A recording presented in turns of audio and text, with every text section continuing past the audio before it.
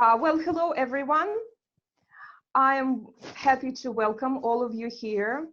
Today's quite an important day, and there's quite a big group of people. So is the students, the teachers, and we also have some experts during our expert session. I would like to welcome Tim Mescon. Thank you for joining us. It's a privilege and joy for us to actually welcome you here. And we are here to address the challenges of and the way forward for business education in this volatile and unsustainable world, and specifically in this volatile, unsustainable time. All of us have faced this issue of COVID-19, which is a pandemic, which has really swept the world and has become a great concern for all of us, not only in the area of education, but in the area of health. So it's common for everybody as they meet each other, greet each other, and as they leave to say, stay healthy and stay safe. Okay.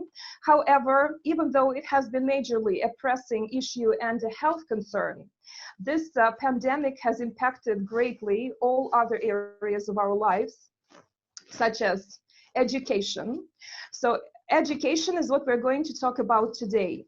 Actually, in view of COVID-19, a lot of challenges have been posed to education, and to my mind, the education area and long distance education have really been able to focus and successfully handle and tackle this issue. So as I said, whilst it's first and foremost a health crisis, it has greatly impacted education. And this is what we're going to talk about today.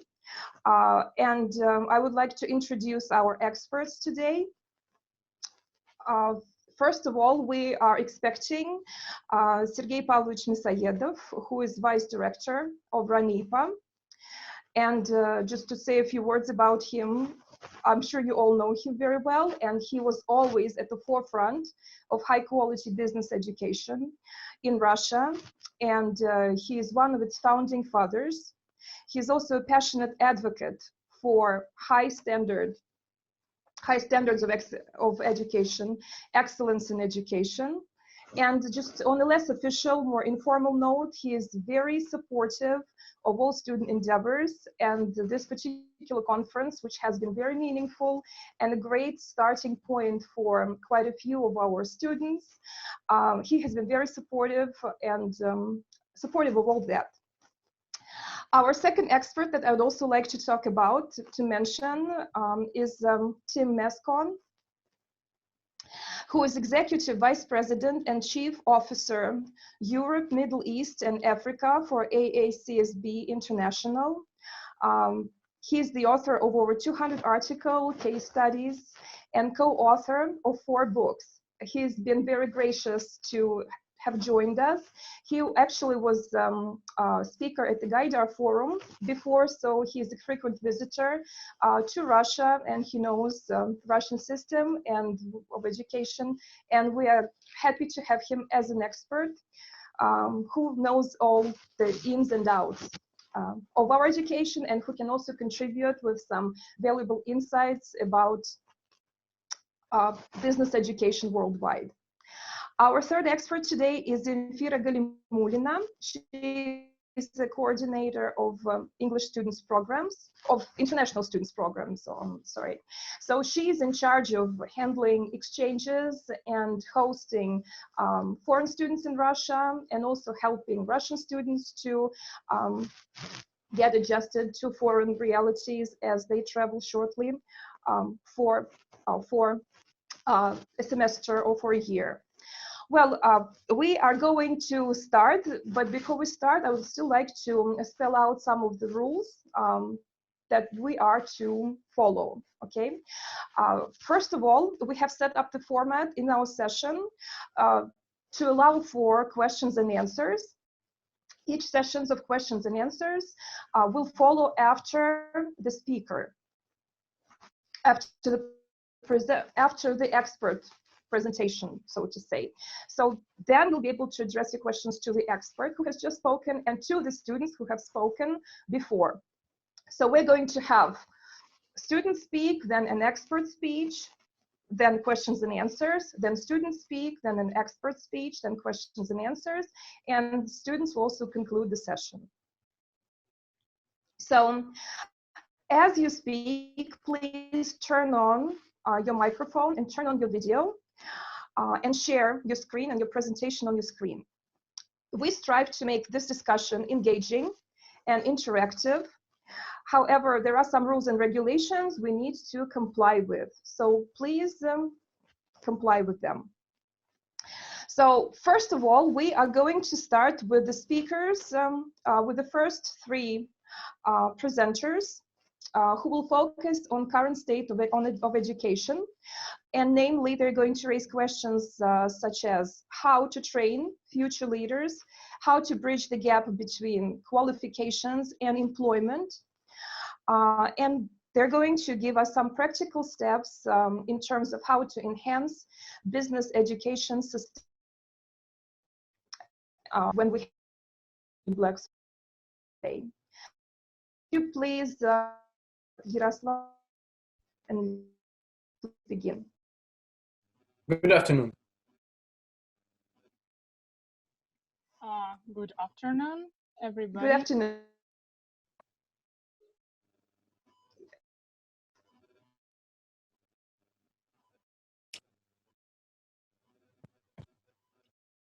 You can download, share, and go through.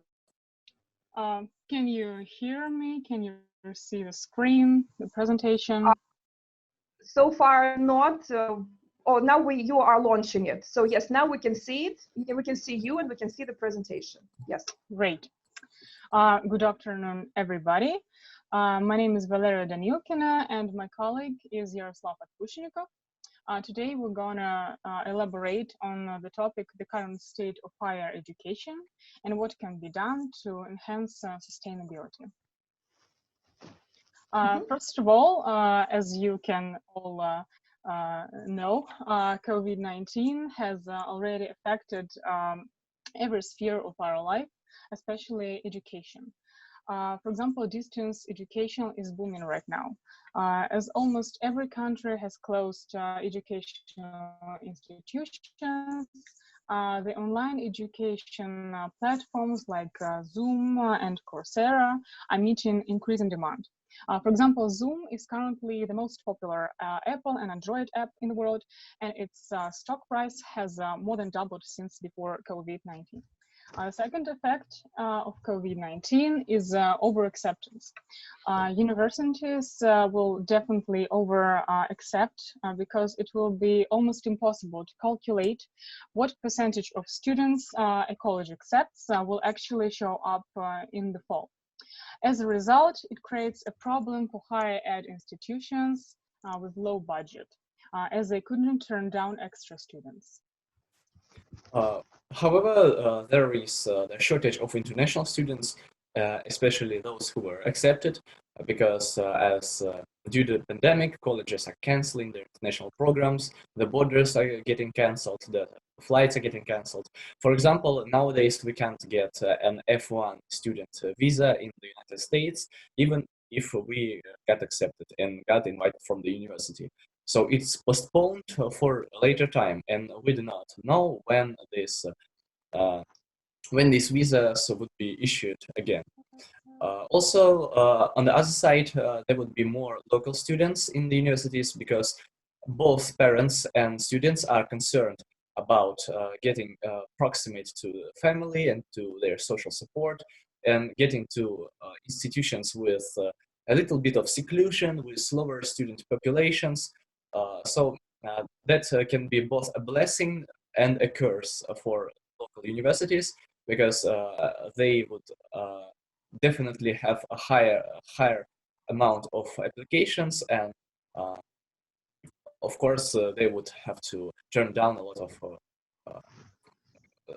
good candidates.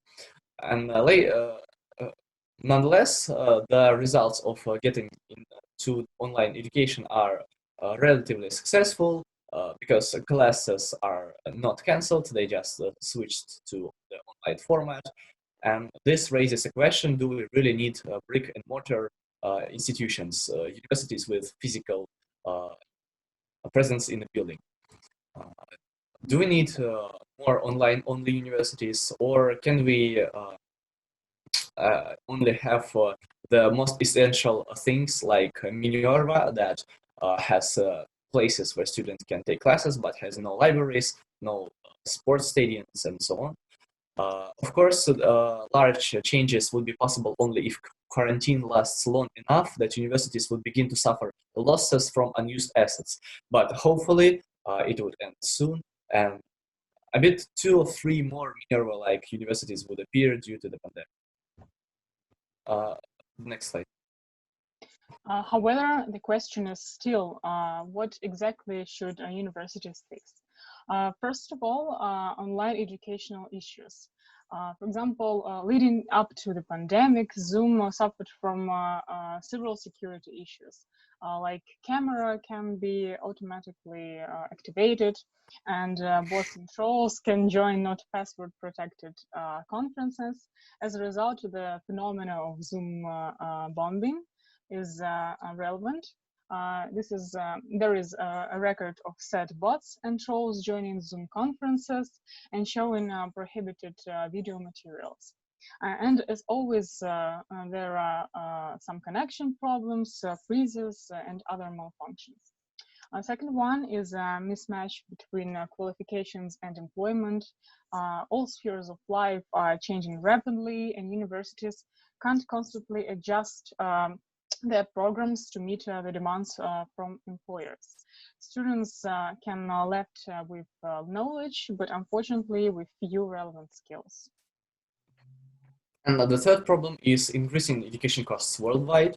And this problem is the most prominent in the United States, where since the 70s, the rise in tuition and fees is higher than the rise in salaries of the population. It was due to the fact that in 70s, the government began their widespread program of student loans, and students had since 70s more disposable income because of these loans. So the universities could just adjust their prices accordingly to get more funding from the government in student loans. So as a result, prices for higher education has risen due to this free money that later put poor students in debt. Next slide, please.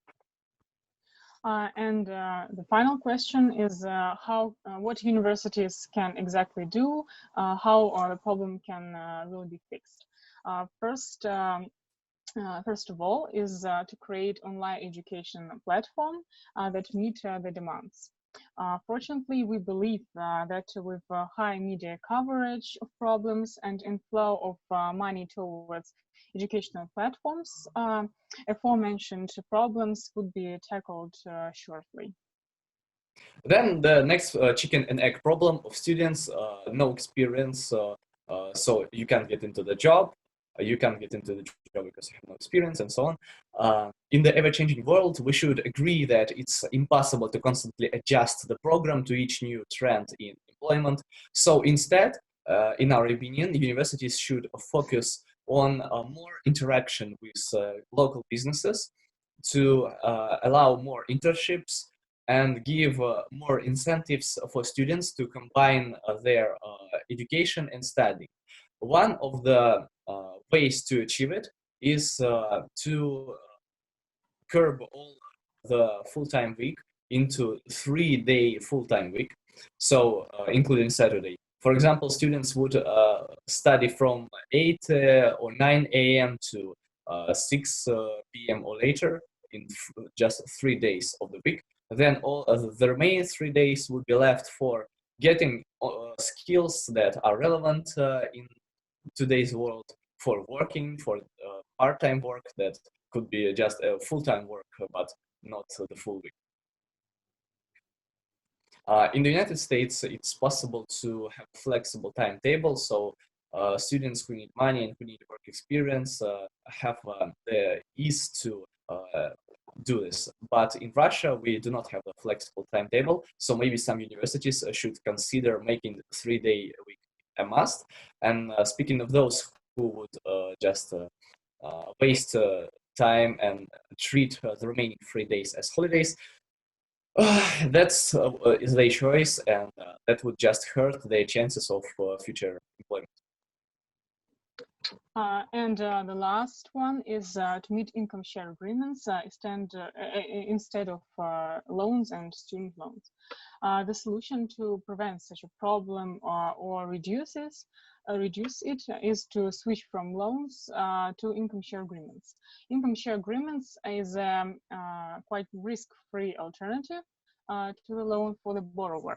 The borrower agrees to pay a percentage of the salary over a fixed term if his or her salary is higher than the agreed threshold. If income share agreements were issued by universities themselves, then universities would first of all have more responsible approach to training, trying to teach the skills needed in the workplace. And the second one, you would understand that the higher the cost of training, the less chance of returning the costs from the income share agreement, or to receive more than the student was paid. While universities have not switched to paying for their own education through income share agreements, private companies are able to at least issue funding through income sharing agreements to save the students from the risks associated with loans. And the main thing is that universities do not give income share agreements out of scholarship funds. Thank you. This is all we wanted to say. If you have any questions, we are ready to answer them. Yes, the questions will follow as after the speaker. So we have another speaker right now, Dasha. Thank you, guys. I just wanted to say, I'm sorry. So I'm sorry, I just wanted to say after the questions, right now we're conducting a study on income share agreements, so we highly need your responses. We put a link in chat, so we hope you could fill this 3-question form. It would help us in our research, and we would share our results with you by email. Thank you. Well, that was very hands-on approach, Yaroslav, very practical. Hopefully people will respond. Thank you for being so proactive. Guys, thank you for your talk. It's actually is important to somehow reform education to actually allow, and the learning process to allow students to combine both learning and their profession. And unfortunately, so far, we have faced a situation where attendance is compulsory and there's 5-day education, and a lot of classes, of English classes, for example, students miss, even though it's critical, but they say that they face this dilemma that they cannot possibly juggle the priorities, and that would be a lose-lose situation for both of us. They end up with a lot of debts, with poor grades. They're upset because normally for the most part, those are very smart and educated young people. So it's really upsetting that this is happening, and thank you for offering a viable solution to that. Also, income share agreement sounds like also a good solution, a viable solution, workable solution, because it actually makes universities, it holds them more responsible in terms of the skills they teach, in terms of the employability of those skills in the future. Thank you guys for your input. Can we please move to Dasha's presentation next? Yes, hello everyone. I'm very glad to see you here today, and also I'm very happy to participate in this conference. So let me introduce myself. My name is Sadovnikova Daria, and I am a second-year student of IBS Moscow in HR department. My topic is the following: knowledge or competences, requirements of future in business education.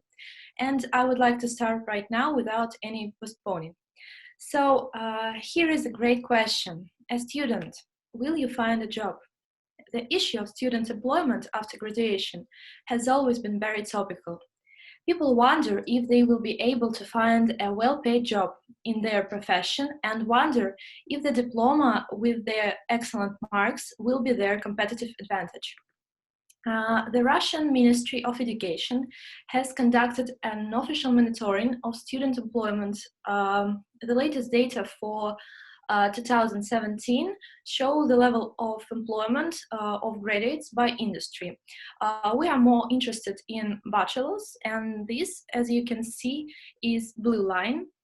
So the graph shows that the level of employment in all sectors among bachelors fluctuates around 60 and 70%, depending on the sphere, of course.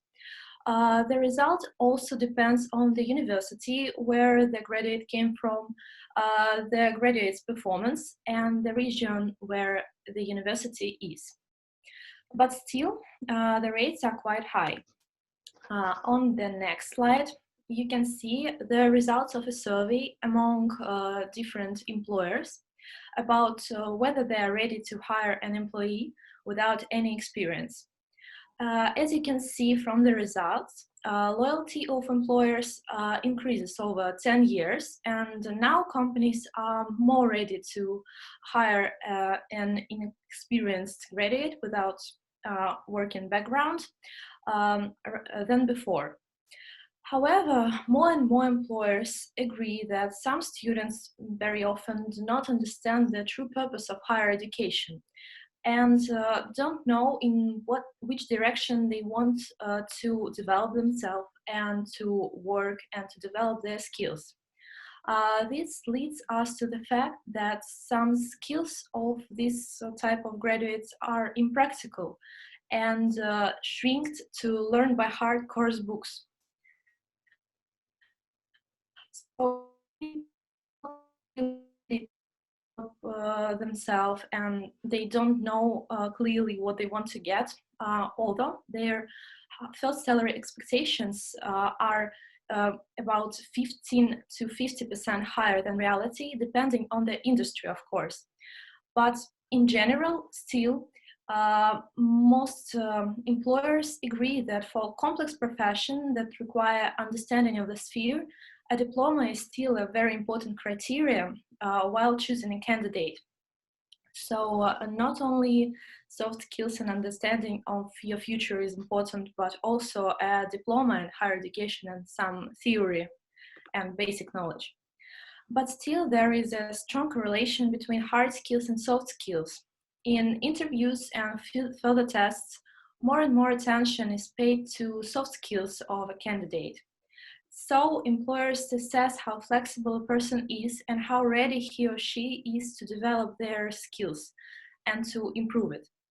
There is also another interesting thing happening now, and I guess that's what we are all needed and expecting from higher education and things what we want to happen after graduation.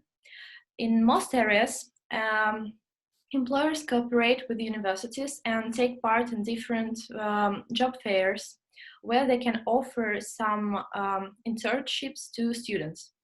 This is advantageous for all three parties, as universities rating on students' employment after graduation remains high.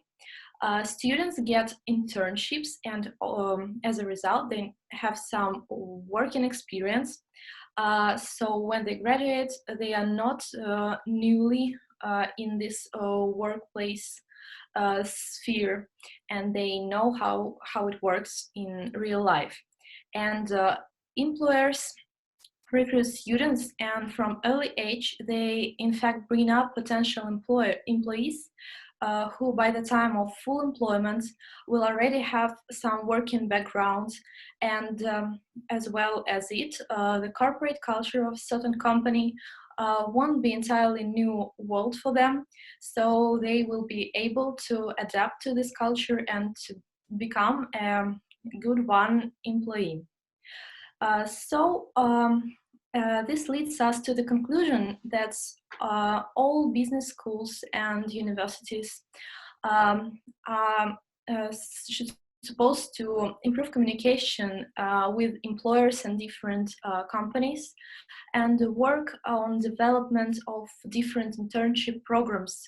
As well as during the educational process, they should not pay attention only to soft skills or hard skills, but emphasize the balance between them. So in fact, that's all I wanted to say you today. Thank you very much. And now I'm open to answer all your questions if there are so. Dasha, thank you very much for your meaningful presentation. And I would think the really correct point here is to stress that there is an interplay of hard skills and soft skills. And I believe that would be a fallacy to think that university doesn't teach soft skills. Actually, it does. So it's not only being book smart, but actually gaining exposure and gaining experience that will developing soft skills that will definitely be handy when the person is employed later on. So I see that we have been joined by Sergey Pavlovich Misaedov. I was wondering if Sergey Pavlovich could say a few words about this relevant topic of business world education in this unsustainable world.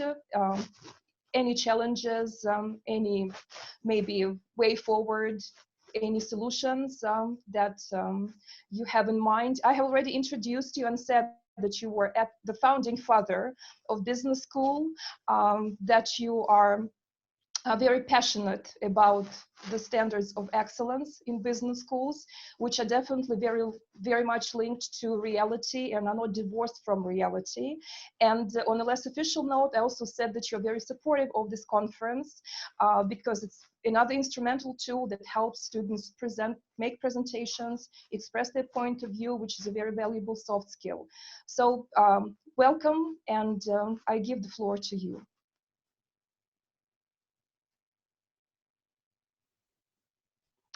You need to put your sound button on. Your sound is mute right now. You need to turn on the sound button. I shall try to switch it on. It seems to me that it is switched now. Can you hear me? Yes, I can. Yes. Mm-hmm. Yeah. I hope that the other participants can follow me too.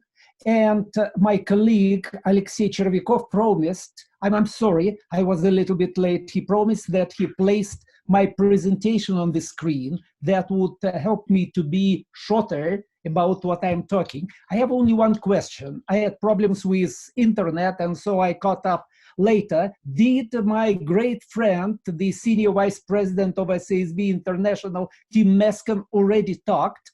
Or I'll have a chance to... He hasn't talked yet. You will have a chance to listen to him. Yeah, yes, okay. he's still ahead. Mm-hmm. That is great. First of all, a small greeting. Thank you very much to the interest to our conference and to that particular session. I consider that it's a great event, and I'm admiring students when, without papers, they are talking, they share their position, and they have position. They share their ideas, their approaches. It seems to me that it is a fantastic, great event when the new generation of our planet is so free about talking in English and has so many good ideas. So it's an event, and I'm very happy that all together we managed to do that. And now my very brief presentation. Can you see this slide on the screen? Yes. Mm-hmm. Transition to the ecosystem of future, a brief review of challenges and opportunities for business education. Алексей, сможете следующий слайд? Just a couple of words about this guy whose name is Emmanuel Wallerstein. I do not have doubts that many of the students heard about this outstanding sociologist and father of neoliberalism. Unfortunately, at the end of last summer, he passed away, and the majority of the principles which he outlined in his numerous books and articles, which created foundation for the modern world to live, comprising the foundation for business education, is now under revision. And though since the last summer, only several months passed, we have a lot of events, we have a lot of changes, and we have to follow them, and we have to digest them, and we have to think how to restructure the whole educational system and the system of business education in our country, in our business school, and even in the world, I think. Если можно, следующий слайд. This decade, it seems to me, brought more challenges and changes than 50 previous years. First of all, we can follow the rapid flood of change and growing uncertainty, so-called VUCA environment, volatility, uncertainty, complexity, and ambiguity all together. We have now the challenge of interruptive technologies and the challenge of the management of chaos, because the laws of the management of chaos differ from the laws and traditions of normal challenge. The biggest companies of the world, like Sberbank, they subdivide their activities into three parts: run, what we continue to do like previously, change, what we are thinking to change, interrupt, what we have to break and to invent something new. Change of generation, change of life expectancy brought the value of changes, and the value of changes initiated prime principles. This is the principles of responsible management education, which the United Nations organization supported in 2008. Social responsibility and sustainability. It's a new center of gravity in management education, together with new technologies, together with the analysis of VUCA environment, together with management of chaos. And from social responsibility and sustainability, we are coming to the key topic of our today's conference. This is green economy and climate change, dangers with the recent trend. And now at the very bottom of my page, I wrote down coronavirus and recession challenges. Both challenges are severe. And nowadays, just yesterday, I was reading Economists, and the people are writing that the world didn't face anything that deep during the last century. And do we think that the changes are over? Or do we think that some changes are coming? And what would be the next changes? Alexey, если можно, следующий слайд. If possible, the next slide. And here I tried to sum together, and would be my final slide, to sum together some changes which are expected in business education. Вернитесь назад, если можно. Это моя биография, ее можно не показывать. Вот это. The name of the slide is Burning Platform Changes.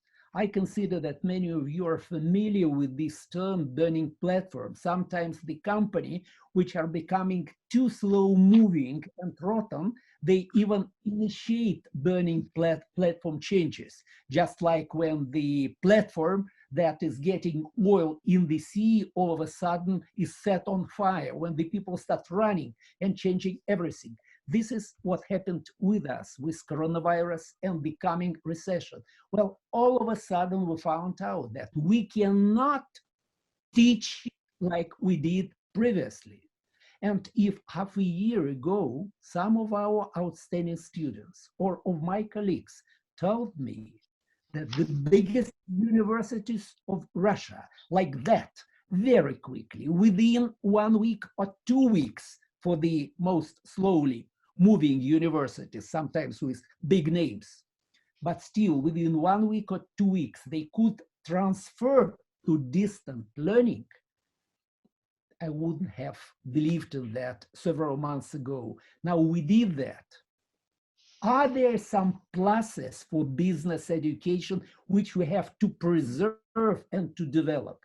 I consider there are here.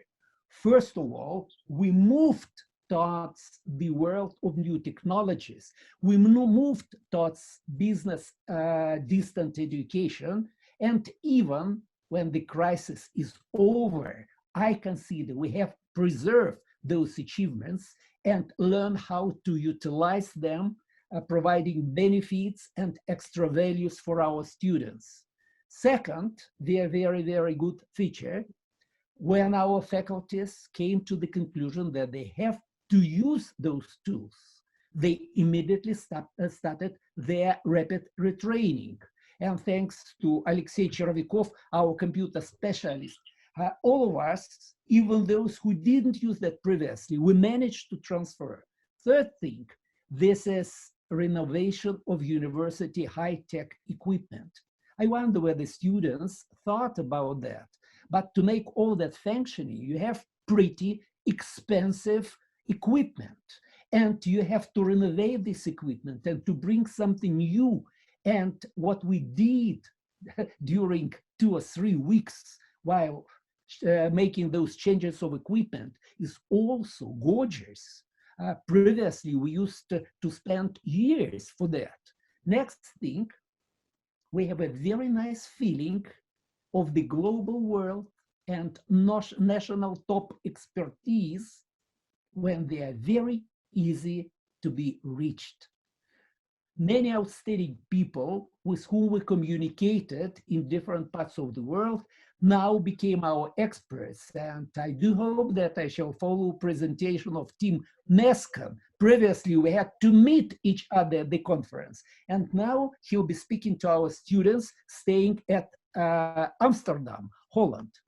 Next thing, I consider that this new jump of business education is very good, especially for the new generation of people, to our students with their new values, skills, behavioral patterns.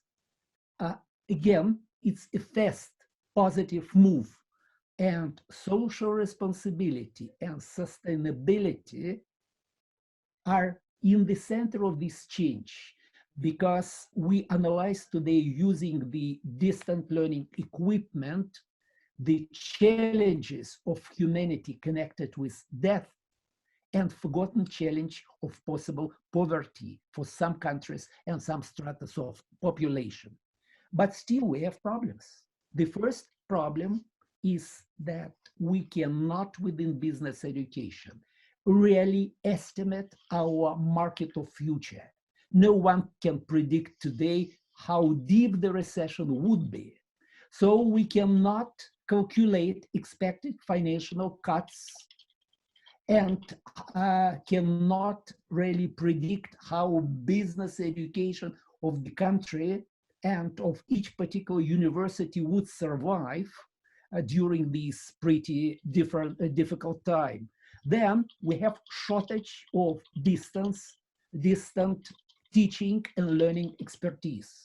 Yes, we were now talking using Zoom, but still lots of faculties have to be retrained really to reach the best expertise of the world in this field.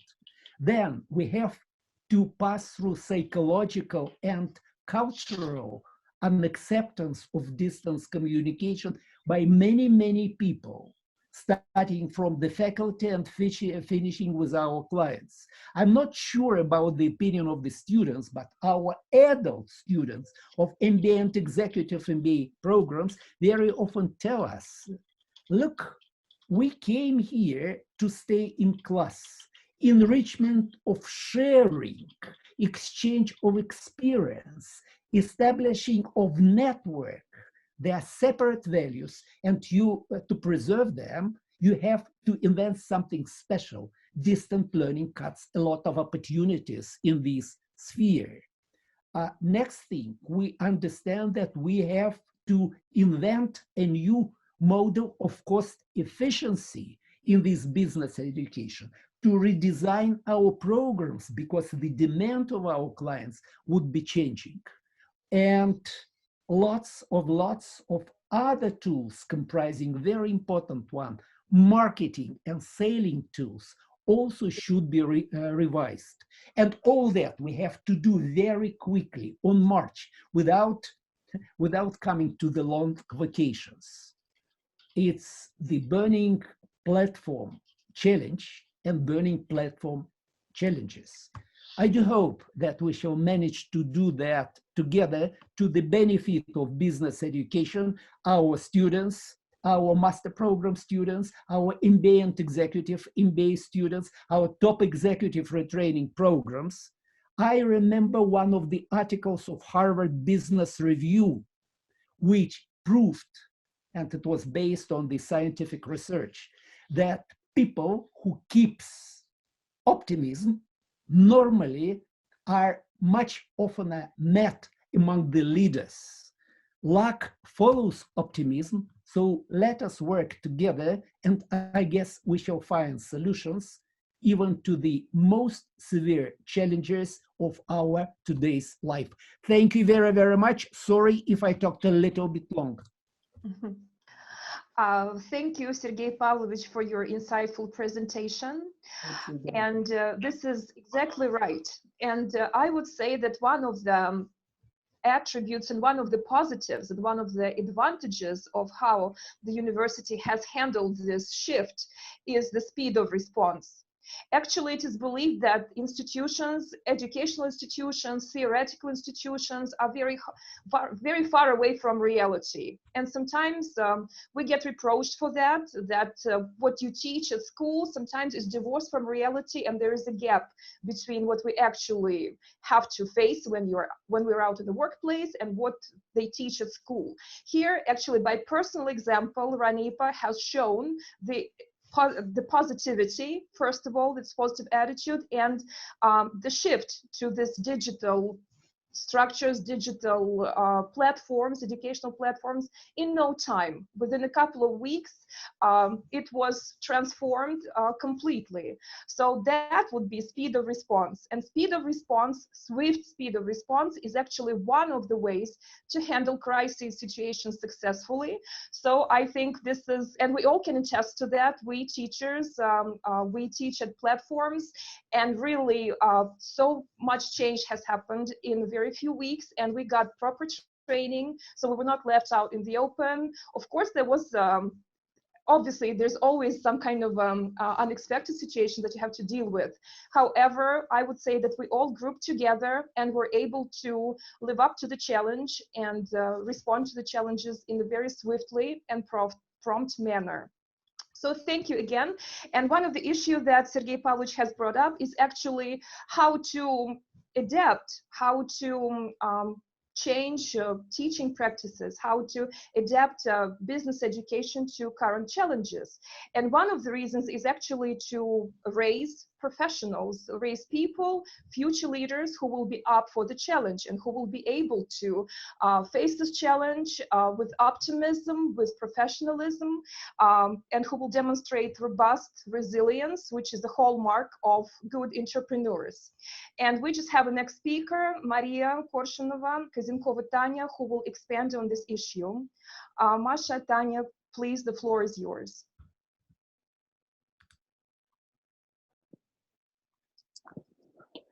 Thank you. Good afternoon, ladies and gentlemen. Thank you for being here for our presentation. And today, me and my colleague Maria would look into an issue of modern education, and we'll try to stress out some points of and answer the question of how higher education must adapt to meet the demands of future of work. So first, industrial revolution technologies are expected to displace 75 million jobs by 2022, while creating twice more new roles. So universities must embrace technology, action-based models, and lifelong learning. Education will change significantly over the next decades, and I think it's quite obvious. as competitiveness becomes increasingly driven by learning. Many higher education systems were designed to the needs of the past centuries and have not yet been replaced to deliver the skills required for disruption ahead. As the command and control work environment is fast becoming obsolete, the future environment will require collaboration and system leadership. And beyond expertise, future leaders will need to nurture and practice agility, and they will need a learning mindset and entrepreneurial drive. And they must be capable of identifying and sharing their purpose, and must consistently demonstrate robust resilience to deal positively with frustration and challenges that they will face in the future. So universities must evolve in 4 ways to meet the demands of future leadership needs. Embrace technology, create more action-based learning models, understand the expanded role of business in society, and support lifelong learning. So the first, embrace technology. The fourth industrial revolution is strongly reshaping society. It has the potential to offer more inclusive economic growth, social innovation, development, and human well-being through technologies like artificial intelligence and the Internet of Things. Future leaders need to be intimately familiar with coding and technologies such as artificial intelligence, robotics, and advanced analytics. In the context of the fourth industrial revolution, the value of any skills declines rapidly, so there is also a bigger space for internship.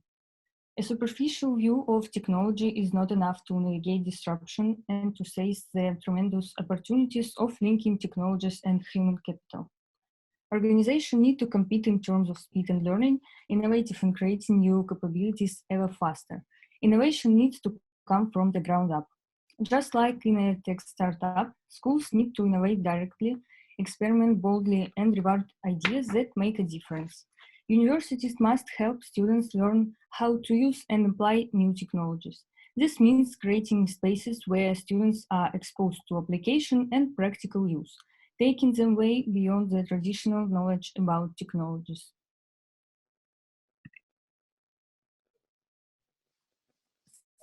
So the second point is create more action-based learning models.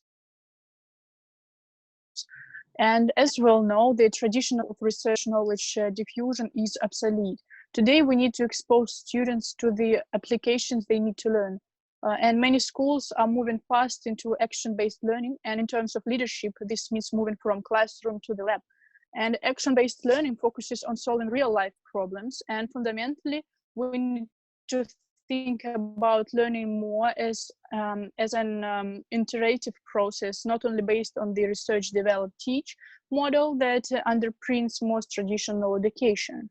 And action-based learning drives motivation by being relevant, by creating tangible solutions, and by showcasing impact.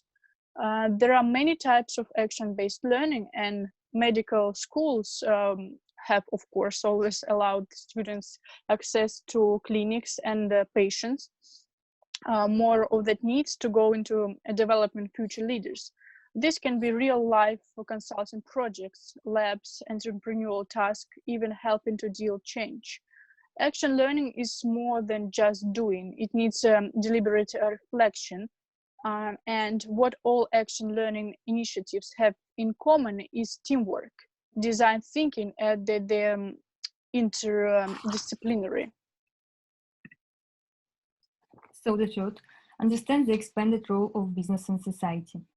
To be more competitive, businesses are taking a more systematic view of their role in society, recognizing their responsibility towards an extended group of stakeholders and not shareholders alone. Business needs to be an important part of the solution in crucial areas such as climate change, social inequality, and rising populism. This requires universities to shape future leaders who can work effectively in multi-stakeholder system, where corporate responsibility is a priority. There is a need to develop what Klaus Schwab, founder and executive chairman of the World Economic Forum, labels stakeholder capitalism, in which private corporations serve as trustees of society. For example, in his 2018 letter to shareholders, Larry Fink, chief executive officer of BlackRock, wrote, "The public expectations of your company have never been greater. Society is demanding that companies, both public and private, serve as a social purpose. Universities should be careful about developing future leaders with too narrow a view of capitalism. Just as excellent companies must be able to combine the pursuit of purpose and profit. Universities need to develop talented people who can navigate corporate responsibility, sustainability, and the new role of business in society. Universities are well placed not only to teach this, but also to contribute to creating societal impact by ensuring that students develop the mindsets and skills to be adept at combining profit and purpose."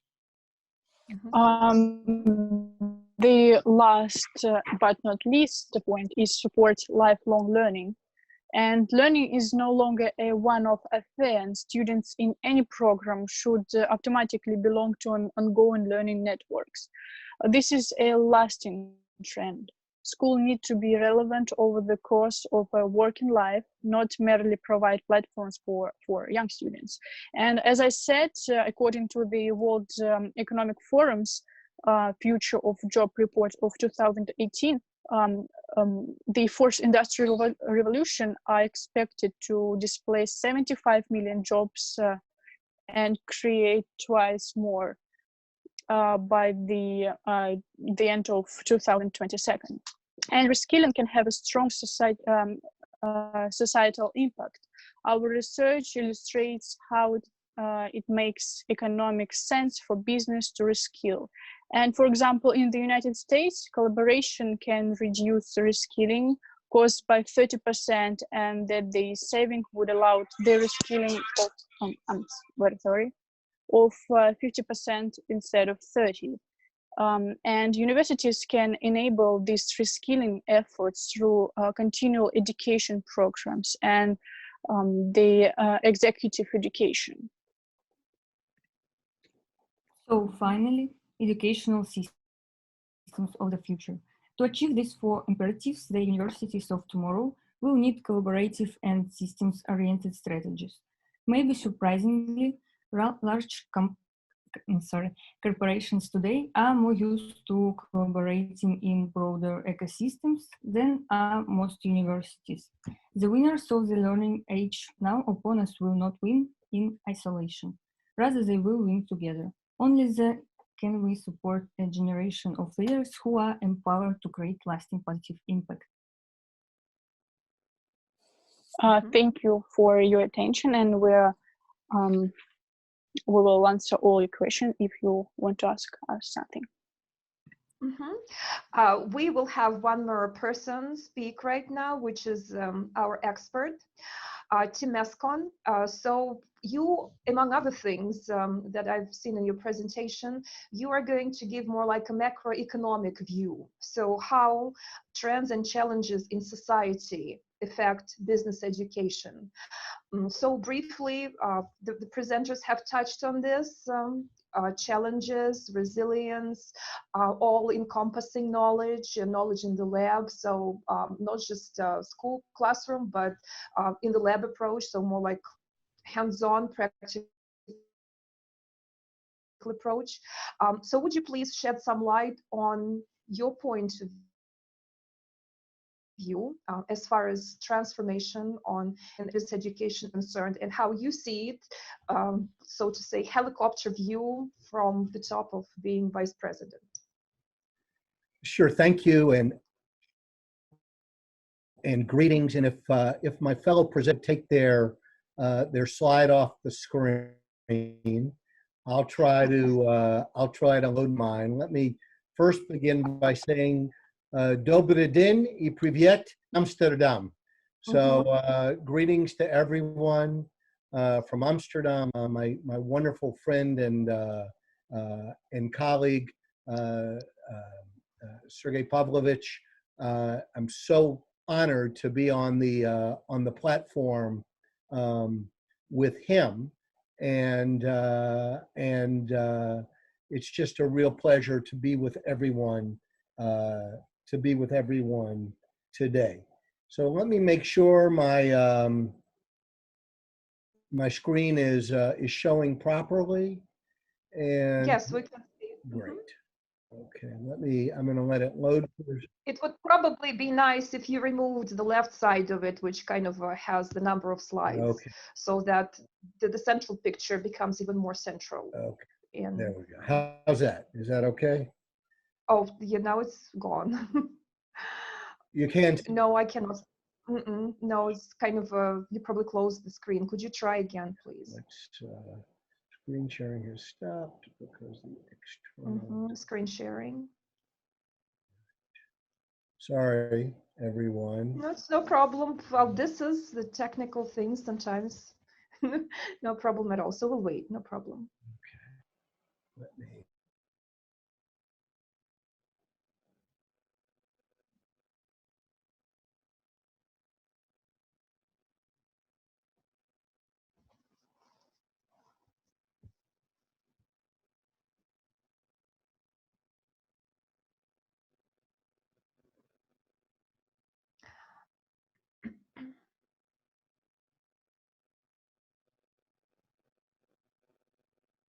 Okay, we can just leave it at that. So if you could go on, that Okay. would be Can you fine. see? Can you see anything right now? Or? Yes. Okay. Yes. Okay. So let me start with this. I represent AACSB. We are very proud and honored that IBS FRANEPA is our first and only accredited school in all of accredited business school in all of Russia. So we're very, very honored to engage with you, and it's a great pleasure. I've been very impressed with today's presentations. We are 104 years old this year as an organization, and as you can see, we work today with over 1,700 business schools in 101 countries and territories worldwide, and that's why I'm so interested in the presentations that have been made today. I will briefly review these 4 topics. I hope you like my matrushkas to their responsive to the current coronavirus, as you can see. But we're going to talk a little bit about trends in business education, and then what we think the business school of the future will look like. Let me briefly talk about, again, who we are and what IBS FRANEPA has gone through. We think the most rigorous international standards of quality assurance and accreditation in the world. By earning this seal, IBS really has shown its commitment to high quality and continuous improvement. And we're very, very proud of this partnership. What each of the presenters has talked about today is this phenomenon of change. And what we've seen since the onslaught of the COVID-19 coronavirus is how dramatic change is, and that it's not local, it's not regional in this case, it's truly global. And watching schools and universities pivot today has been so very impressive. My colleague, Sergey Pavlovich, talked about the VUCA world, as I will an example, and we'll talk about all of these trends, and many of the students today have talked about all of these, including this 4th tech revolution, not as much about this gig economy, but we're an evolving economy of independent contractors who move from project to project, very unique. And I will talk briefly about changing demographics as well. Sergey Pavlovich mentioned this VUCA world: volatility, uncertainty, complexity, and ambiguity. But it also is reflective of what we're seeing today with this coronavirus, is this global context It's not localized anywhere, but it is truly global. And likewise, what we're seeing, this notion of competitiveness, and very important to watch that today. The trends that I want to talk about first really deal with demographics. Europe sees very similar trends to North America in terms of population demographics, but what we'll see momentarily, very different from what we're seeing in the African continent. You can see some UN projections from 2015 versus 2025. You'll see what happens to the overall global population in this 10-year period. From 15 to 24, it declines or moves at a much slower pace, but the aging population, and I'm now well beyond that, is moving at a much more rapid pace. And this is creating some really interesting challenges and opportunities.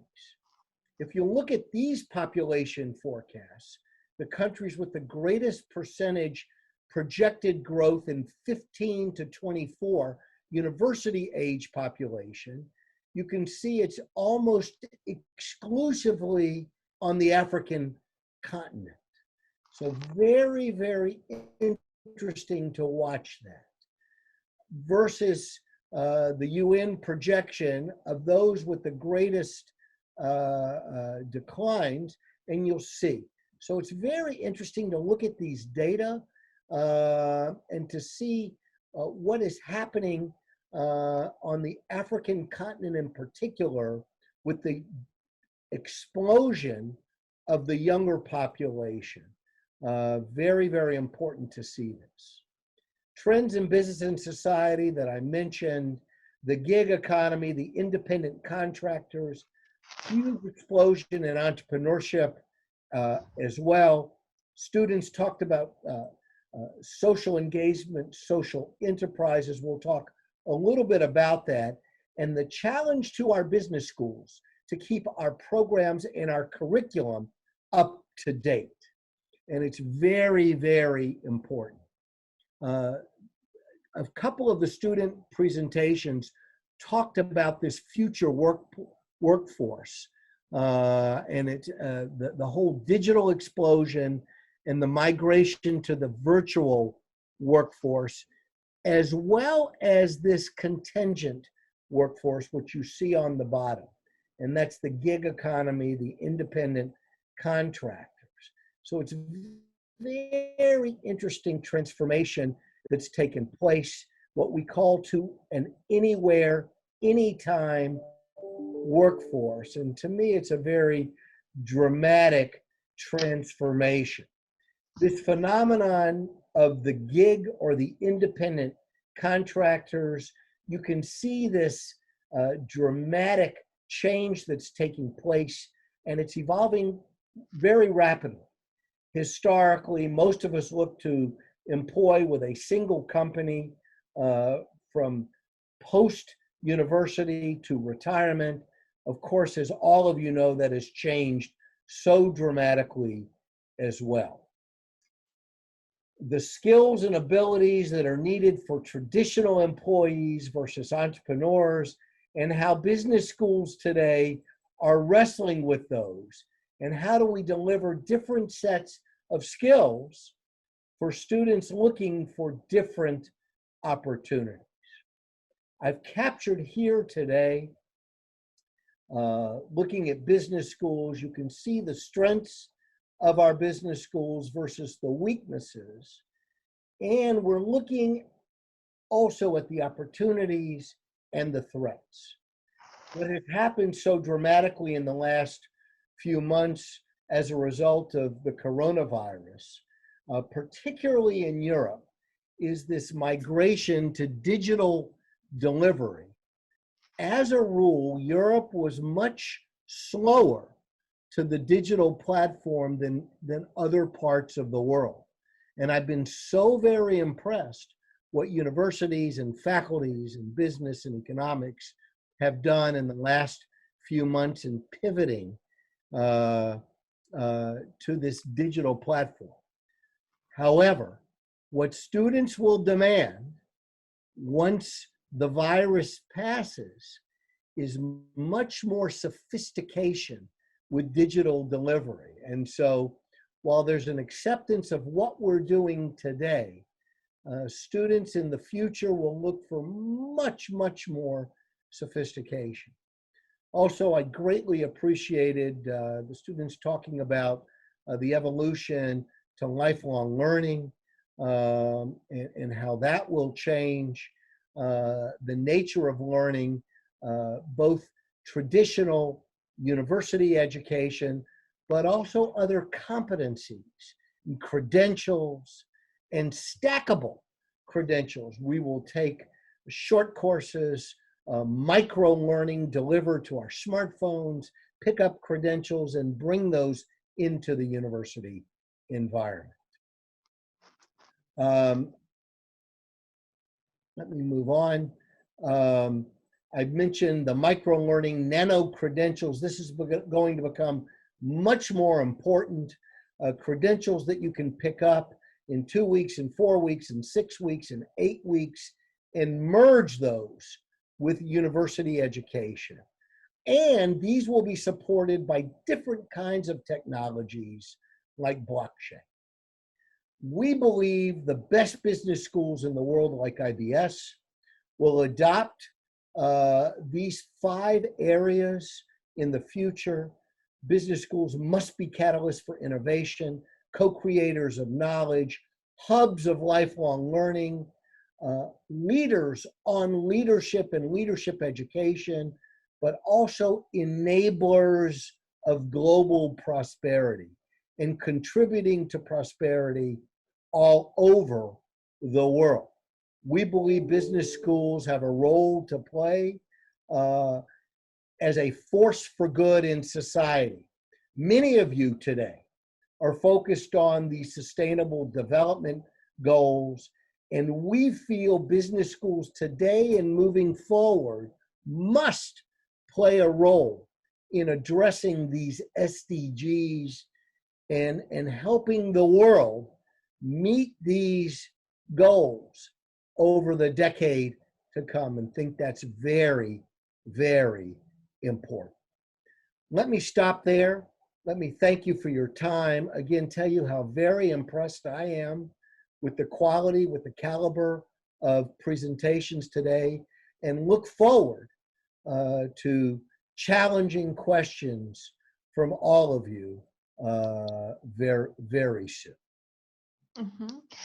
Thank you, Tim, for your presentation. And actually, the challenge that you've talked about integrating social good and the good for society into the platform of business school education is key today. And we will talk about that, what business schools can do to actually move forward and to advance the good causes. To be actually acting as socially responsible companies, and how they are on the crest wave of this. Right now, according to our rules, we actually break up for the session of question and answers. So whichever questions you have to whichever participants and presenters who have already spoken, you are welcome to share your questions in the chat section.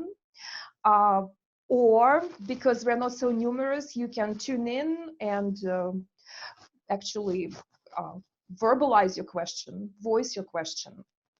So let's see what we have. We have such excellent speakers today, so take the opportunity of asking questions. You won't see them every day. So this is a brilliant, unique opportunity, so grab it. Let's see what we have in chat, if anything.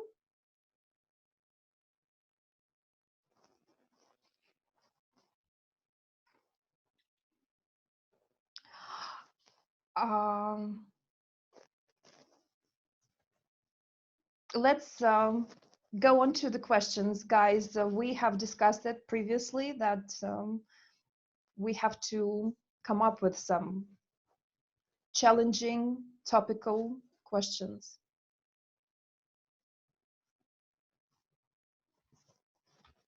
Well, I see thanks here. It's nice that you're thanking, but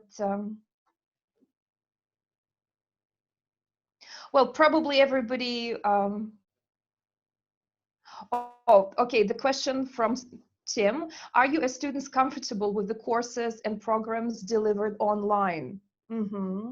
Well, this is a good question, and I believe it would be right to address it to both students and teachers. And from myself, I'll just say that, and as Sergei Pavlovich has said, people are always resistant to change. And at older age, they actually are more resistant. So we did need to overcome some challenges, but thankfully, a lot of programs are self-evident and self-explanatory, so it wasn't that difficult to actually get a hold of this. And as far as students is concerned, please, a couple of students, just voice your opinion. I don't want to appoint anybody to speak. Actually, I think that sometimes it would be really comfortable to study at home. As for myself, it takes me 1.5 hours to go to university, and right now I can just wake up 5 minutes before the course, and it's brilliant. However, now that everybody stays at home, internet connection is really not that good, and sometimes you can have problems with Zoom or Skype or whatever it is, and because of that you can face problems with learning new materials and listening to teachers. And of course, sometimes it could be really hard for you to speak on your topic, or for example deliver such a huge conference. Thank you. Yes, the issue of bandwidth will only become more difficult with time. Well, unless some amendments and some changes are made. Actually, that will just revamp the internet and create some extra capacities and extra capabilities to actually accommodate all this influx and flow of people to digital platforms. Thank you, Tim, for your question. And I hope that the award that has been awarded to us will translate itself in practice, and it has been, because really it's very commendable and praiseworthy that in such a short time the transition has indeed happened, and we are holding this conference. First of all, as soon as when the epidemics erupted, we really didn't know, and so much work had already been done before, and we were at a loss. What shall we do? We have links with speakers, students had put in so much hours of work, and we were at a loss. So the first feeling was panic. What shall we do? But then we just thought that, you know, going digital is the only option. And later on, as we did, we actually discovered a lot more benefits to it. That you don't have to fly people in, that you don't have to conflict with their schedule. You know, people are much easier available online. And it turns out that we actually got a lot more speakers whom otherwise we would not have seen at all. So that is a definite advantage of this. Another thing that I think is worth mentioning is, from my point of view, how students have shown collectivistic support for each other. So in this time, difficult times, students have really demonstrated unity and support for each other. So instead of actually, you know, everybody thinking about their own problems and going their separate ways, they have bonded together, and I see that, and others also see that. So I believe it's an excellent quality to get together, to bond together in times of trouble. So you would not have thought that this would be a consequence or an aftermath of digitalization, but in our particular case, it has been. And so would any other students like to share their input, what they think about this change to digital platform? what benefits do you find, even though you cannot actually be involved in daily interactions, bonding experiences per se, when we talk to people, exchange emotional engagements. It's more like online. However, what advantages, what pluses, what pros do you see in that? Someone please. Let's hear from one more student and then we'll move forward. I would like to tell my opinion. Yes, of course. I find it quite convenient because I live really far from university, and now while we are at distant learning, it's much more comfortable to come to lectures and lessons and to participate. And I personally don't have any problems with any learning things and concentration, because I got used to it for a long time ago, and so now it's just very convenient, and I really get used to it so quick. Thank you. Well, if this is enough for now, why don't we move forward? We have quite a few of other presentations. So the second group of students, of our presenters, will actually elaborate on intrinsic and extrinsic factors of motivations and carry it further to embrace lifelong learning and training critical thinking and critical assessment skills. So please begin. So hello to everyone. My name is Marcus de Prado, and my partner is Svetlana Ambrosio. So today we would like to elaborate on motivational students. And in our presentation, we'll talk about what type of motivation exists, how they differ, and what goals students have. And also we'll cover the key factors for maintaining motivation.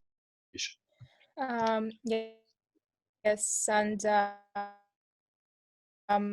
when the discussion is turned towards education and students, one of the most popular topic is motivation, of course, and how to foster it, how to maintain it, and how to teach it as a skill that will forever benefit the students so that they become lifelong learners.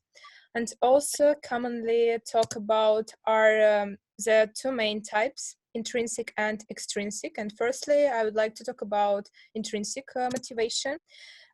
Intrinsic motivation is simply motivation that comes from the self, and it is naturally satisfying because the end goal is a sense of accomplishment, not a material reward.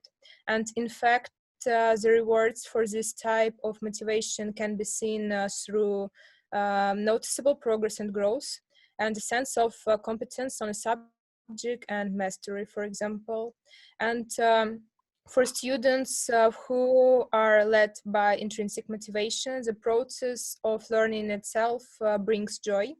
And this type of learners are lifelong and don't need various hoops to jump through and structures in place to find themselves motivated. And these are the students who read for pleasure, for example, code computer programs for fun, and play math games or to puzzles in their free time. So if intrinsic motivations comes from a desire within, then extrinsic motivations comes from encouraging outside forces. So the motivation focuses on the material or sustainable rewards, unlike intrinsic motivation, with the learner's sense of accomplishment being plenty satisfying. And short-term goals that have a treat at the end, grades received, and prizes are all clear examples of extrinsic rewards. And the students who are motivated this way often show self-confidence that changes depending on the encouragement that is given. So it can be assumed that with any sort of motivation, determination can falter. Students can be affected easily because not only are they trying to reach certain goals set by themselves or others, but they are also trying to learning and processing new material, which can be challenging. So when motivation of either type is low, students are hard pressed to complete any kind of work. And when students do not complete the work that is assigned in a course, they miss the vital development of skills and knowledge point that the education aims to teach. So it can be said that a lack of motivation means lack highly achieving students, and a lack of high achievement in students leads to a lack of self-confidence, and the lack of self-confidence leads to a student that refuses to do much at all. To maintain intrinsic motivation in students, and educators should try to teach and instill this motivation itself. And once it is seen as a skill, it becomes more reliable, and students will be able to continuously motivate and encourage themselves. So the key here is to provide opportunities that allow the educator to manipulate activities so that the students have persuaded themselves that they will complete or even want to complete the task. This is done through active learning. The active learning approach dictates the students are active in the learning process, and this approach has a focus on student input. This can lead to the teacher asking about personal motivation instead of strictly telling a student to do something. For example, if a teacher asks on a scale of 1 to 10, how likely are you to do your homework tonight, students will avoid saying low numbers, and they don't want to fail in front of the group. But by consciously choosing higher numbers or commitment to doing their homework, the student has managed to convince themselves that will indeed complete their homework for that evening, and thus they are more likely to do it. So another key factor in maintaining intrinsic motivation is providing an achievable benchmark of progress. It is enough for a teacher to assign a report, but unmotivated students may see the assignment as a burden and reluctantly, if at all, attempt to complete it. So the solution here is to provide a rubric and examples of achievable good quality production. If a student understands completely what is required of them and what it takes to produce high quality work, they will be motivated to try, as they will know they can do it. So follow this praise and recognition for hard work, and the educator will have produced in the students a natural feeling of accomplishment. So that is vital to self-sustaining motivation. And to maintain extrinsic motivation, however, an educator needs only to look at the carrot and stick model. This name comes from the idea that if one needs a donkey to move, one should hold a carrot out in front and poke it with a stick from behind. Students are neither animals nor that simple, but basic principle remains. And some teachers use stickers and charts to help with extrinsic motivation to do their homework. So others rely on distributing good grades to those who do well and lower grades to those who do poorly. And it is often that the grades are rewarding because they're high, not because of the learning that took place to earn it. And for higher levels of education, scholarships, internships, and the prospect of a good career can be a sufficient carrot for the students. Yes, and extrinsic motivation techniques can vary Some of the most effective for me were in early to late childhood, earning classroom privileges and being one to hand out books or papers makes the student feel special and like they have earned a higher rank because of their efforts. Another favorite was being the line leader. It signified that the students is doing such a good job being a student that they are the model or leader or others. For all university students, pressure from peers to not to be the dumb one or a reward from scholarship can be very motivating. Both, for me, intrinsic and extrinsic motivation have their place in the classroom. And the role of the education is not only to teach the material, but also to foster the growth of personal motivation as a skill and to provide appropriate sources of encouragement. Maybe it can be difficult to maintain, and it is shown that low motivation strongly affects student performance. But once a balance is struck, the student becomes a learner that can achieve anything they are motivated to do. And I think that's all. Thanks for your attention. Mm-hmm. Thank you, guys. Thank you for your presentation. There is one more question that we would like to address now. That was the question to the students from Sergei Pavlovich Misaedov. So his question focuses on how will you feel and what is it exactly to you going digital after the coronavirus is over? So when this pandemic is over, so what is it to you, digitalization? Girls, guys, this is Sergei Pavlovich's question. Please give your point of view. When it's over, what next? What is your opinion of digitalization? How would it continue impacting your life? Mm-hmm. Actually, I think that it's an up-to-date knowledge that we need to acquire already, or needed to be acquired already. So it's quite a useful skill. And after the coronavirus will be over, I think we'll be much more, we will have much more knowledge about this topic, and we'll be we'll be able to do much more with computers and digital world and everything. So in this side, it is even kind of benefit of such situation. Kind of like that. Mm-hmm.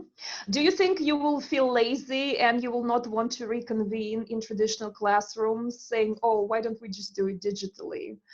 Or do you think it's not going to be the case? It seems I think miss being outside. Want to come back to classes. Yeah, you miss interactions, like real life interactions. Mm-hmm. Okay. Maybe it is vital to integrate digital learning to like workshops and seminars too, because if we have both, it will be even more beneficial for us. Mm-hmm. Yeah, I think it's a win-win. So I think it's a good point to actually integrate it further, because before the crisis erupted, we barely did anything like that. Now we are learning by doing, and it's working successfully.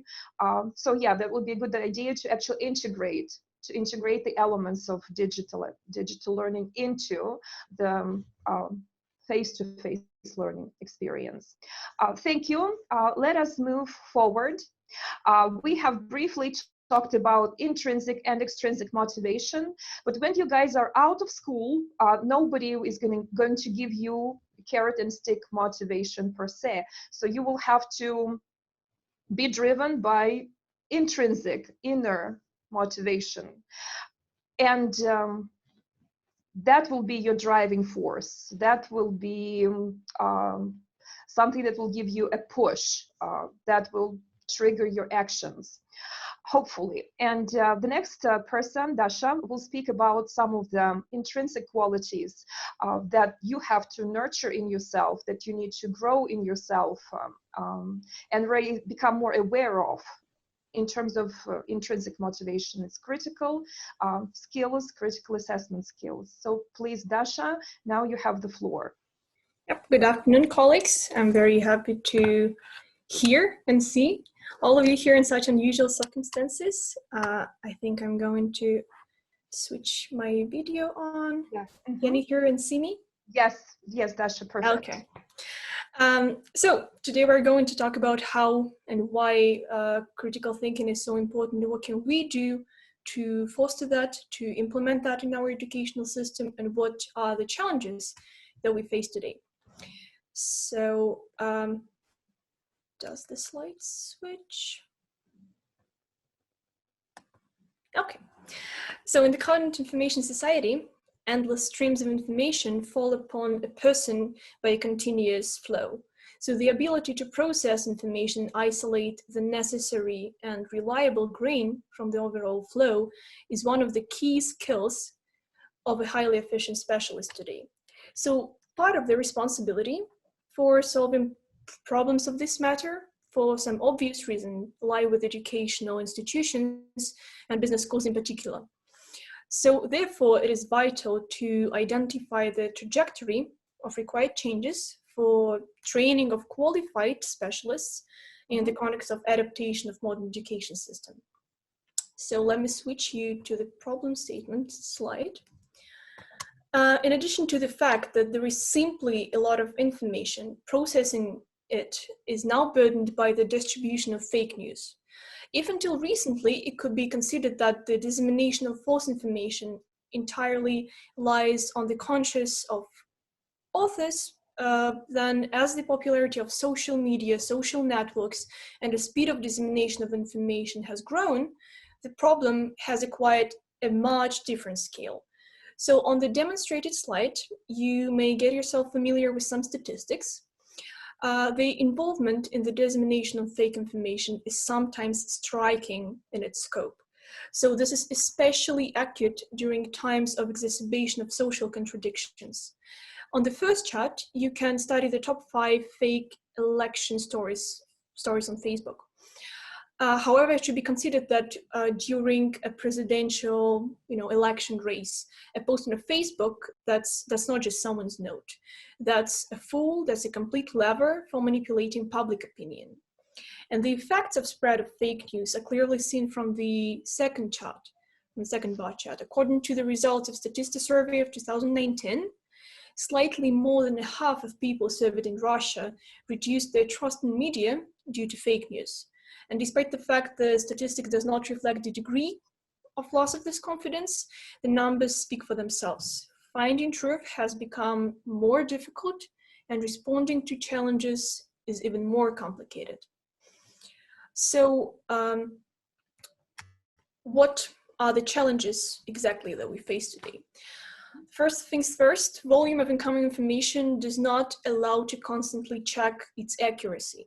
Both fake news and post-truth have become significant levers of pressure on the public opinion. The skills and abilities regarding the processing and analysis of information are usually the concern of the students themselves, and not everyone, unfortunately, is taught how to manage that, how to think critically, how to learn the standards of working with sources. Along with this, corroded educational systems, unfortunately, are not always ready to fully ensure the timely response to the demands of our time. So, which solutions can we offer to the modern education system? In my humble opinion, one of the main problems lies in the one-size-fits-all approach. By driving students into artificially created frames, we unfortunately deprive them of their natural curiosity, forcing them to think in a stereotyped manner.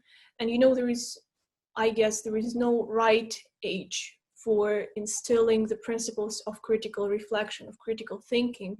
And this should be the absolute norm. This should become the absolute norm from the early childhood.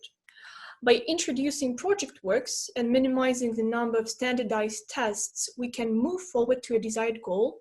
And moreover, it's incredibly important to create a safe place for students. It's absolutely vital to abate the cost of a mistake, to let the students know that it's a safe place, all the diverse opinions are accepted, that's fine to be wrong sometimes, that's fine to stand up and to speak up.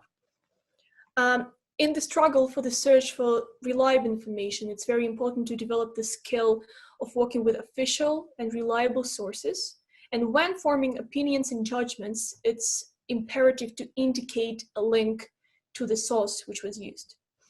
In addition, taking into account as many authors and as many opinions as possible will allow students to choose to form their own opinions and to form a clearer picture of the world, to see the various opinions, to see the various judgments, and to, on the basis of that, to form their own opinion. We'll move to the conclusion right now. In the conclusion, as a graduate student, I would like to emphasize the importance of education and express my gratitude to all the teachers, to all the professors who have influenced the formation of critical thinking in me. I guess that in any era, in any circumstances, at any event, knowledge is the most valuable resource. And I wish all of us to achieve the desired standards with flying colors. I do hope that you enjoyed the presentation. If there are any questions, I'll be very happy to answer them. Thank you, Dasha, very much. And I can say that you're one of my best students, and you have really in practice shown critical thinking and the ability to do so.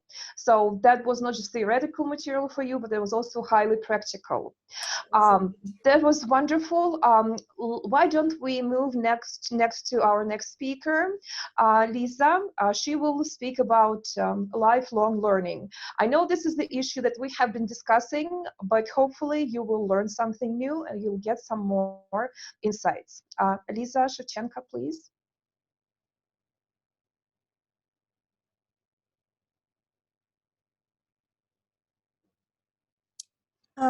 Yes. Hello, 1 second. I'll switch on my camera.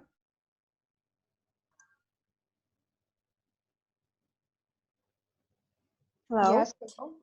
We can see you. That's fine.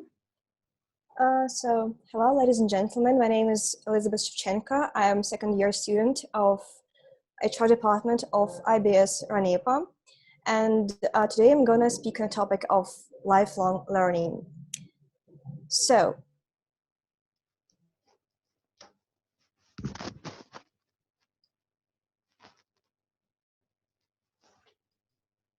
we can't hear you, Lisa. For some skill reason. Excuse me.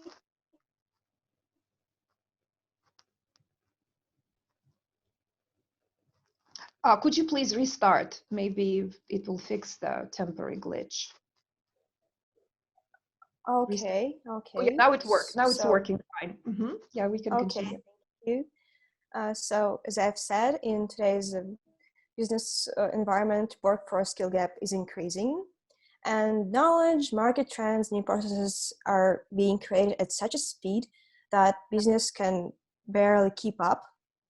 So employees or employers need employees with up-to-date knowledge, and when industry talks about the skill gap, there are two main groups they focus on. The first one is school or university graduates that are making their first career steps. And actually there is a disconnect between the skills we are gaining and the skills that employers are seeking in us. And the second group are workers that are already on their workplace and have several years of experience. So with the rate of industry change, their skill gap is increasing, and unless they continue learning, they will not have an up-to-date knowledge and skills that are required.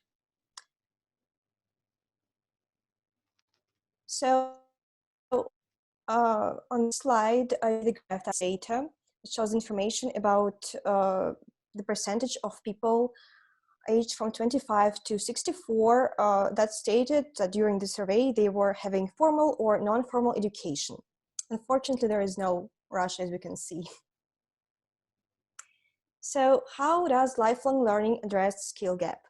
Actually, lifelong learning has a major role to play in addressing skill gap between what students have traditionally learned in formal education and what employers and labor market demand.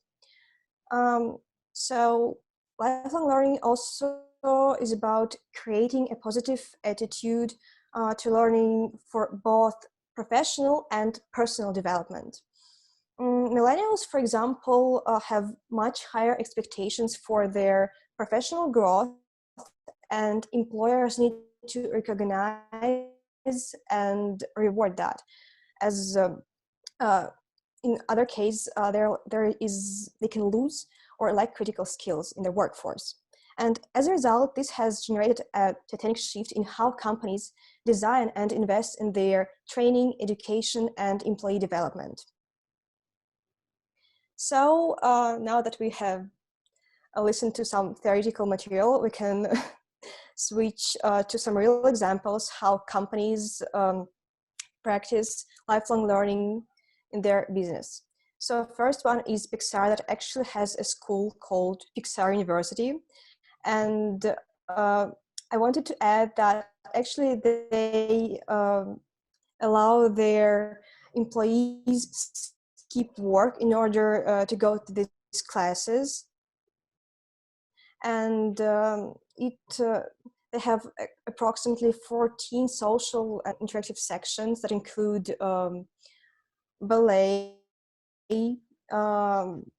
acting, and learning.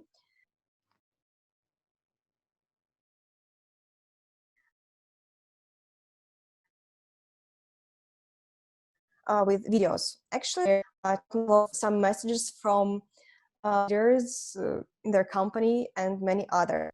Then there is PayPal that supports social learning. And actually I have a group on Facebook where mentors can share their learning content. And moreover, they have a library with approximately 2,500 courses which employees can attend anytime and anywhere. So it's quite convenient. And then there's also Moxa that delivers continuous learning through learning management system, which is also very convenient. So we've talked about various examples, but how to launch continuous learning in your business. There are 4 steps you can see on the slide, and now we're going to talk about each step in details. So first one, you need to define your learning goals and objectives. In order to do that, you need to answer 2 easy questions. So what exactly you want your employees to know or be able to do? This knowledge will benefit your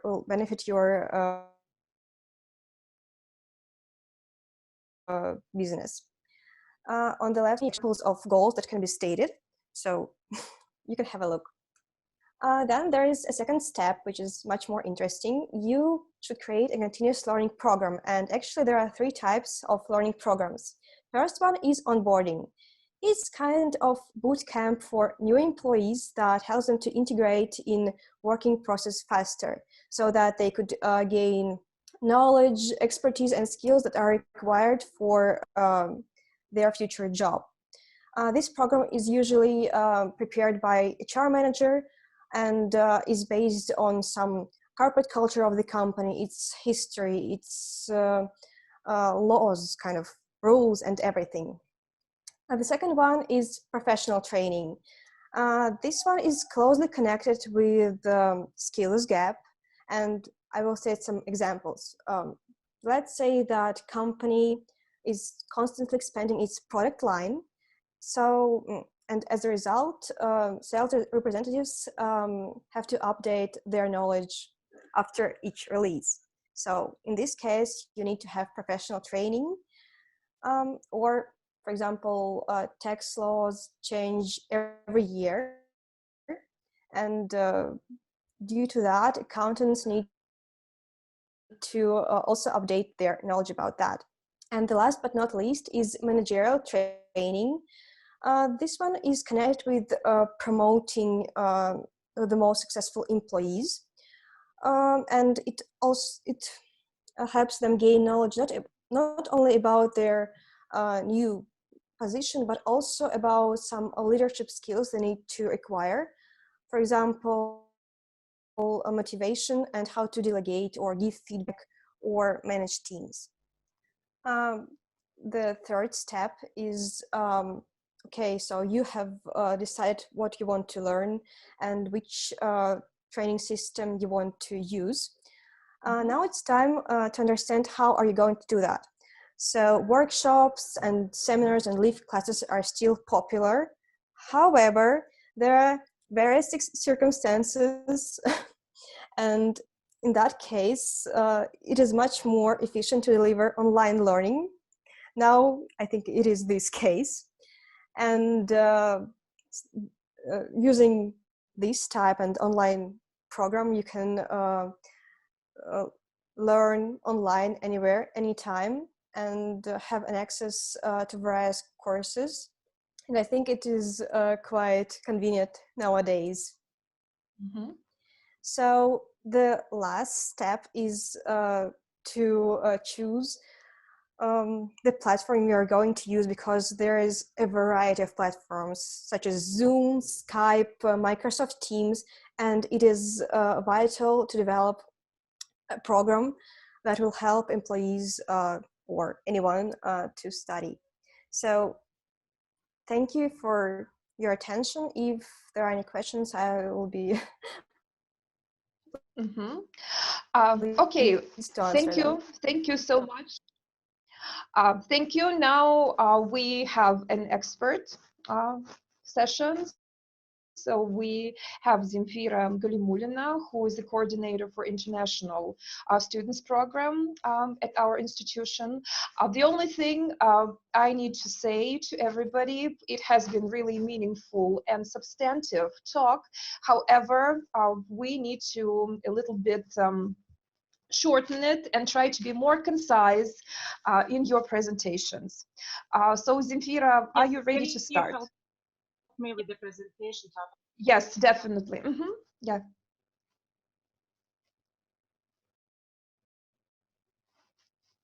Does it? I can't see it.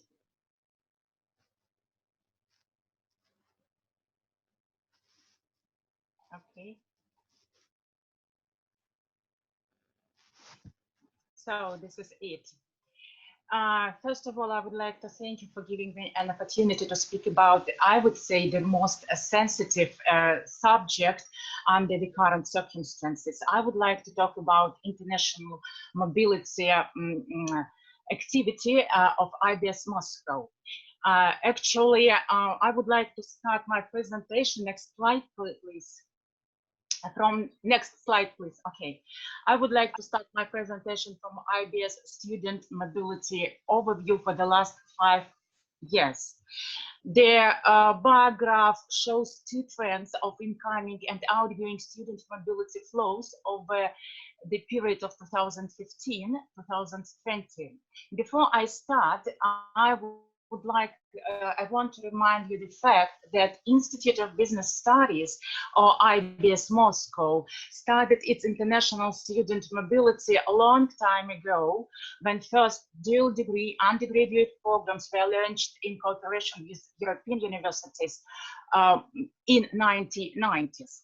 The current diagram we just confirms the fact that IBS Moscow has continued to enhance its student exchange capacity in both directions over 5 years. So now I want you to switch your attention to the yellow diagram. This diagram shows the dynamic of student interest in studying abroad. It is remarkable to say that over 3 years from the beginning of considered period, the number of outcoming students has been constantly increasing each year by 50%. For instance, to the exchange or dual degree programs, we sent 14 students in 2016, 36 students in 2017, 71 students in 2018. In addition, this year showed 2 times increase over the number of incoming students. Unfortunately, in the following year, we faced a fall in 2018-2019 year. But similarly, we have improved the situation in the current year, 1920, and managed to increase the number of outcoming students from 42 to 53. So now about the purple bars. They show the steady growth of international student interest in studying in Russia. It's a steadily rising trend, I would say, with the following indicators: 2 students in 2016, 23 students in 2017, 42 students in 2018, 38 in 2019. So unfortunately, the year 2019 showed a slight decrease in comparison with the previous year, but in 2020 we welcomed 48 students, and of them 20 international students in the fall semester accounted 30% of the total number of the third-year undergraduate students in management programs. So during this year, I mean current year, I'm talking about the current year, IBS Moscow has hosted students from France, Switzerland, Germany, Pakistan, Spain, Monaco, and the United Kingdom. From this slide, we may assume that the interest of international students in studying in Russia is growing year by year. Next slide, please. These 2 charts represent students' preferences between exchange and degree programs in both directions. Traditionally, there is a significant number of students who choose to study on exchange programs rather than on degree programs. I think that the decision depends on the goals that students have set up for themselves. To my strong belief that to get a diploma is a more complicated and advanced task, which includes not only meeting the international academic requirements and curricula, but also having some financial independence. In this regard, the European Union has introduced different programs to support students, and I am sure all of you knows the Erasmus program. Next slide, please. Which is a key student mobility program. So you can see from the slide that the term Erasmus stands for acronym originated from European Community Action Scheme for the Mobility of University Students. Later in January 2014, the Erasmus program was extended and was delivered not only for education, but also for training, youth, and sport. So what about IBS? How we just participated in the Erasmus program? Of course, IBS participated quite extensively, I would say. And next slide, please. This slide represents IBS Moscow achievements in the context of the Erasmus Plus programs initiated by our European partners.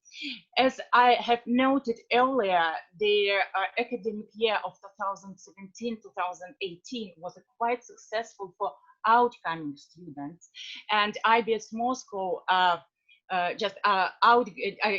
that trend corresponds to Erasmus program as well. So that was I just described you briefly their life. that was before.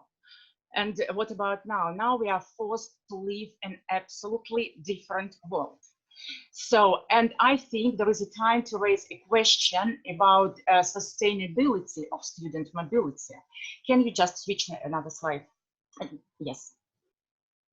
It is important to note that most European universities have been taking the coronavirus epidemic measures in 2020, when most of our international students have arrived abroad to study in their spring semester. IBS Moscow also welcomed its spring international wave in January 2020. What I would say, with the growing epidemic threat that all European universities have taken similar measures to ensure the student safety, to ensure the regularity of educational process delivery. And among the measures, I would like to mention the three important measures, such as prohibitive measures. You can see it on the slide. I'm just not going to just read them. Information support and adaptation to virtual formats. What is important to highlight that RANEPA in Moscow has also provided medical support to its international students, which is quite a valuable service, I would say.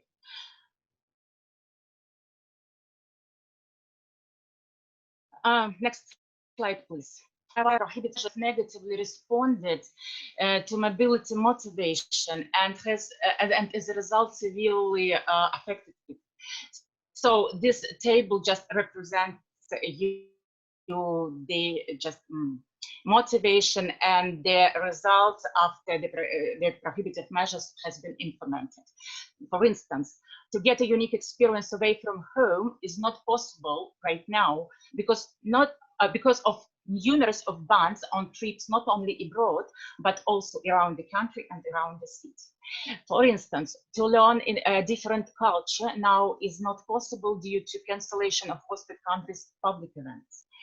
To get a travel experience is not applicable because of the growing number of early home returns.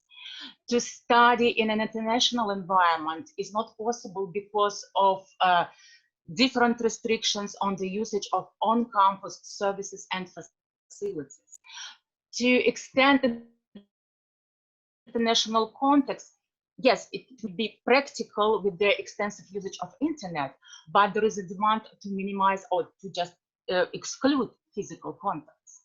So what the question is, what shall we do in this situation? And I think this is,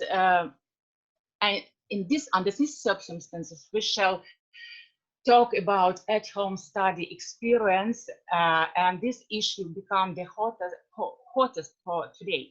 Can you switch to the next slide, please? Yes.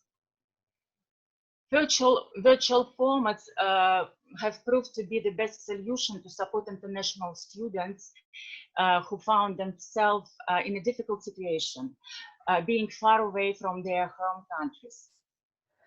And even with the fragile balance of the international mobility ecosystem and being subject to looming all the threats like social, political, economic, nature risks, I think we're able to use this situation as an opportunity to develop online forms of communication, foster mutual support, or probably to search for flexibility of different online forms. For instance, study abroad experience by staying at home could be a challenging task for international mobility programs. I think there is a right time to test out available IT solutions that can organize online events, which can provide not only to deliver, I would say, not only the content, but also the possibility for networking opportunities, the possibility to be personally involved in the group discussion. And to my opinion, which is more important, is to create such a cultural atmosphere that would seem to use all 5 senses of human beings, like sniff, smell, tackle, So yeah, next slide, please. No, next. Yes. And to finalize my presentation, I would like to say that the international mobility is quite in its nature, very sensitive to all global risks. Today, we are not empowered to change the situation, and we are not capable to predict what is the situation, how the situation will be delivering. But I do hope that despite of any challenges that the current situation will demand from us, we will be able to open our doors to our international students in the next semester. This just a final slide represents the application forms which IBS the previous one. This slide represents the applications that IBS Moscow has received for now by April the 10th. So now we received 35 application forms from international students and European universities to study at IBS Moscow. I received the request to study on the bachelor exchange programs from Pforzheim University, Neoma Business School, Burgundy School of Business, ESG Rennes, Emlyon Business School, the University of Applied Sciences and Arts in Switzerland. To study on exchange master programs, we received requests from Montpellier Business School, Neoma, Schema, Emlyon from France. Of course, we just, to my actual surprise, received many requests to study and a master in international management program to get a degree from the students of USA, France, Brazil, India, Morocco, and Italy. So I think we don't know, again, I would repeat that we don't know how the situation will be developing, but let's see, let's forward to, towards the meeting our international students, and let's do everything we could to approach the date when our international students will come to study at IBS Moscow. This is all. Thank you, Zemfira, for giving us information about how the situation stands at RANIPA. We need to wrap up our session, but we do have a few speakers left, so I'm asking those who are speaking next, Anya, Sasha, and Marina, to highlight the most essential points that you would like to focus on. So the next group of girls will focus more on hands-on practices of how to enhance sustainability in education and how to create personnel that is truly socially responsible. As was mentioned in Tim's speech, that's a challenge, that we have to do good to society.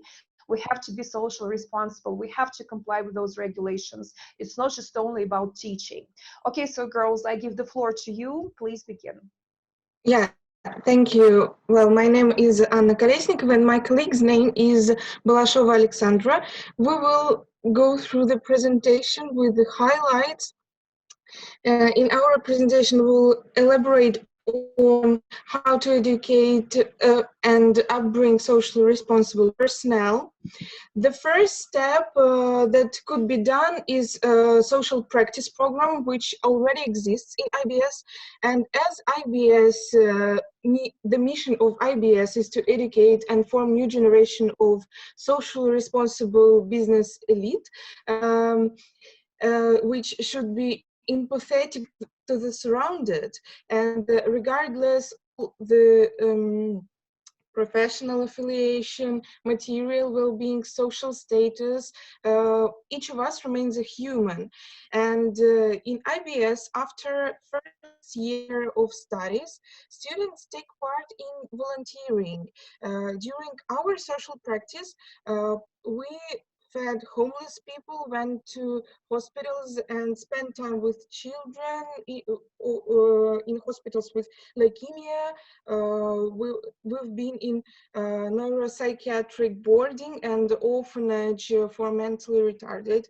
And this, the most valuable output of all these volunteering programs was understanding of human vulnerability, and that as entrepreneurs in the future, we can impact on the situation by creating workplaces for disabled people, donating funds for charity, and raising awareness among other people. Next step is daily habits. It includes collecting plastic caps, batteries, and sorting waste, like the simplest measures. And these measures are the most primitive and insignificant ones, but everybody at the same time should understand that even regular observance of these rules can help to clean up nature. So it's essential to transfer this information to students via social videos on screens in all buildings of campus, posting eye-catching memo with the rules. Also, another measure that we offer is implementing volunteering days, official volunteering days. For example, in current circumstances, it could be online support of people in hospitals, helping elderly people to make purchases. But as for normal circumstances, official volunteering days will just accustom students to realize that should help that we should help those who are in need, that we should be humane. Moreover, it brings useful networks, experience, emotions, and of course, opportunities for self-realization. Now we would like to mention that each course of studying should partially cover issues of sustainability. We do have corporate responsibility as a course. However, we suggest introducing several new subjects such as strategic planning. We advise including a session of how to change a vision of unsustainable company. Moreover, new courses such as sustainable startups could be introduced. We do have a course in entrepreneurship, but this new one will emphasize the issue of how to start a sustainable business by yourself. The next issue, and the next slide, is how IBS could make an official contribution with the help of students by negotiating an agreement with different funds. For example, it could be endangered animals and plant funds, and etc. There are two approaches. The first one is the faculty can sign an agreement with any fund. Students will have an optional clause in the contract on tuition, which states that part of the amount of tuition fees will go to a charity fund. The second option is the requisites of different funds, which IBS would collaborate with, would be situated on LMS platform. So students can donate part of their scholarships or personal funds to these organizations and support these funds by volunteering there. And the last topic that we would like to mention today is internship in a sustainable company. Here we want to stress out that the sustainable strategy of the company could be the main point that has to be taken into account while choosing where to do your internship. The slide depicted the world map of the most sustainable corporations, and it is noticeable that the majority of them are located in USA and France. We believe that our faculty should offer internships in sustainable companies that emphasize in corporate social responsibility so that students can continue keeping the course on social responsibility in many areas of their lives. This measure will definitely bring socially responsible people and consequently conscious personnel. Thank you for your attention. I think that we will stop here. Thank you. And Marina, would you please pick up from here? Hello, everyone. My name is Valeria, and I'm today speaking with my colleague Marina. We are students of IBS RANIPA International Management. And today we are going to elaborate on agile leadership for sustainability. You know, it's a complex world out there, and leaders and organizations must be able to quickly adapt and cope with continuous change. And today, during our presentation, we are going to speak about the importance of sustainability in education, about the importance of learning agility, and last but not least, we would provide some outstanding examples of agile learning with a focus on sustainability. And now I'm giving the floor to my colleague Marina.